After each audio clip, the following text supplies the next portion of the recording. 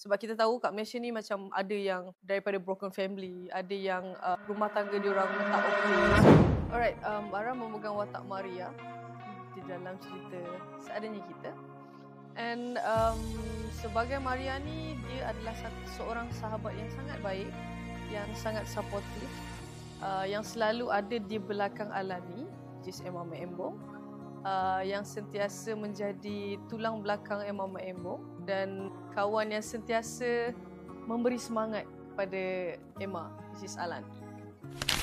Okay, there's a lot sebenarnya. Paling besarnya adalah this is my first time untuk bawa watak yang boleh dikatakan heavy bagi Ara, sebab sebelum ni korang tahu Ara penyanyi dan bukan pelakon. So sebelum ni pun Ara berlakon pun like watak-watak yang sangat chill, yang sangat simple, yang sangat senang. Kali ini yang Ara rasa ini adalah watak yang heavy bagi Ara.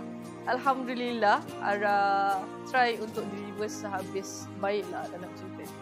Sebab karakter Maria ni agak kuat sikit. Dia macam agak banyak sarkastik, banyak kena jadi garang. So benda tu yang mencabar sikit lah. Okay. Honestly, saya sangat suka bekerja dengan diorang sebab even saya seorang penyanyi dan bukan pelakon, Ara selalu diajar di dalam set. Especially Emma and Kak Yasmin. Sebab Ara banyak scene dengan diorang. So bila banyak scene dengan diorang akan ajar Ara macam, okay, why not you buat yang ni next? So dialog ni tak ikut yang ni dan you buat yang ni. So benda tu macam fun lah. And then also Syajazel, Nelisa pun sangat-sangat membantu. And kita orang pun dalam set ni, walaupun baru berjumpa macam 3-4 kali, tapi kita orang dah rapat macam family dah kat dalam set. I think this is the best drama so far bagi Ara. Sebab kita tak pernah lagi tengok drama, bukan tak pernah, I think tak banyak drama yang melibatkan age gap. Dan jalan cerita dia pun sangat menarik, which is Alani dengan ex-husband dia dan Alani dengan future husband, boyfriend lah macam tu. So benda ni sangat rare untuk Ara. Sebab Ara jarang Ara tak pernah tengok lagi yang age gap punya cerita. And dalam cerita ni pula bukan setakat bercinta je, dia more to family. Sebab kita tahu kat Malaysia ni macam ada yang daripada broken family, ada yang rumah tangga diorang tak okey. So dalam satu cerita digabungkan bermacam-macam cerita.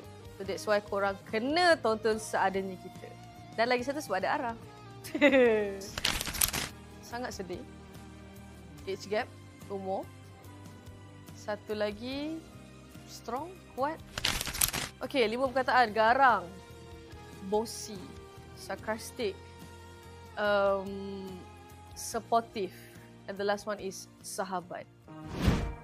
Hai semua, saya Ara Johari memegang watak Maria dalam Seadanya Kita dan jangan lupa untuk saksikan Seadanya Kita di View.